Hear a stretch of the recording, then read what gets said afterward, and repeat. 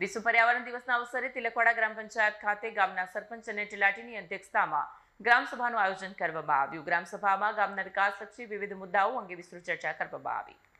તિલકવાડા ગ્રામ પંચાયત ખાતે ગ્રામસભાનું આયોજન કરવામાં આવ્યું હતું।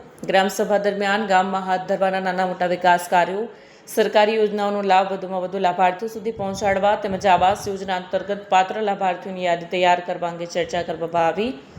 સરપંચ અને તલાટીએ ગામની સમસ્યાઓના ઝડપી નિરાકરણ અને વિકાસને વેગ આપવા પ્રતિબદ્ધતા વ્યક્ત કરી હતી।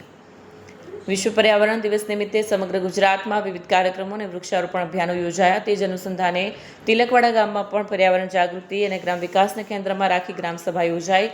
કાર્યક્રમમાં ગ્રામ પંચાયતના સભ્યો, નાગરિકો અને ગામના આગેવાનો હાજર રહ્યા।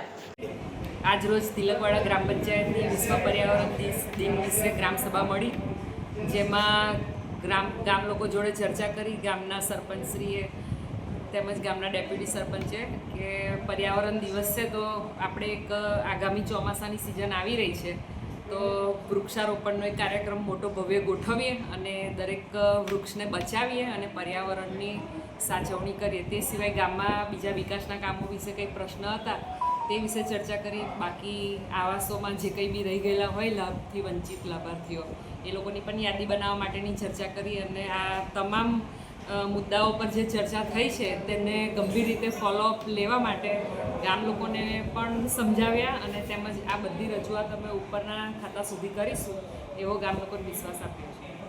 વિડીયો જર્નાલિસ્ટ વસીમ મેમણ સાથે સત્ય ટીવી ન્યૂઝ નર્મદા।